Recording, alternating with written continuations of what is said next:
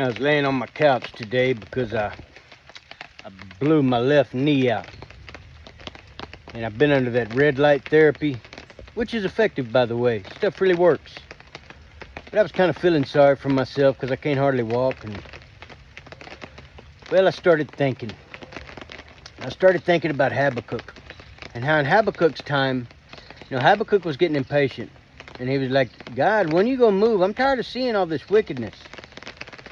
So finally, when God talked to Habakkuk, he said, I'm going to do something in your time that you won't believe. Habakkuk said, well, what is it? God said, you ain't going to believe it if I told you. Habakkuk pushed and pressed, and finally God said, all right, fine. This is what I'm going to do. Habakkuk said, man, I just don't believe you're going to do that. You're going to use them people? But it popped in my head because of the time in which we're in right now. Same thing's going on right now. God's about to use some really rough characters to make a huge difference, especially in this country, but in the world. But it reminded me of a time in my life. It was back in 2006, and I went up to South Dakota, and I spent a week with the Lakota at a reservation. St. Francis, I believe it was. It was the Lakota reservation up there. And man, I met the chief's son. I'm a short, stocky guy, and he's a huge guy, man. I mean, this dude towered over me.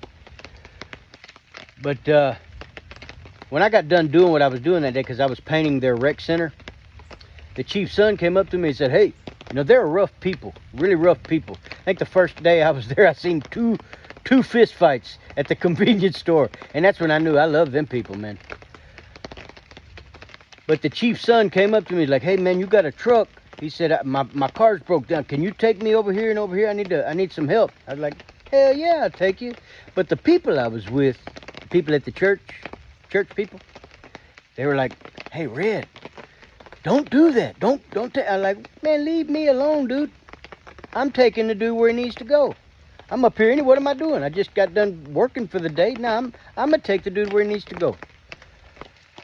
So I spent all day with this dude, and man, me and him got along like two peas in a pod, man. I took him to the store. I talked about his beliefs as a Native American. They almost believe the same thing we believe as a Christian.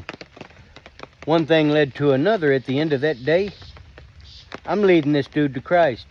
And this dude is like, his tears are falling on my head. This big old giant dude is just crying and weeping, accepting Christ. Well, it was right before we went home. I think we had forgot something at the rec center. We were staying in Mission, South Dakota. So a couple of the church people that were with me, they said, oh my God, we got to go get that. We left it over there, so we got to go get it. So they embarked over there to go back to the reservation to get whatever we left. When they came back, they were like, oh my God, that was a close call. I was like, what happened? They're like, well, we were picking up the machine, man. And the same dude I prayed with, and another guy came out and was talking to him. And well, the other guy told the church people, get out of here or we're going to stab you. We're going to, just straight up, we're going to stab you. Real recognizes real.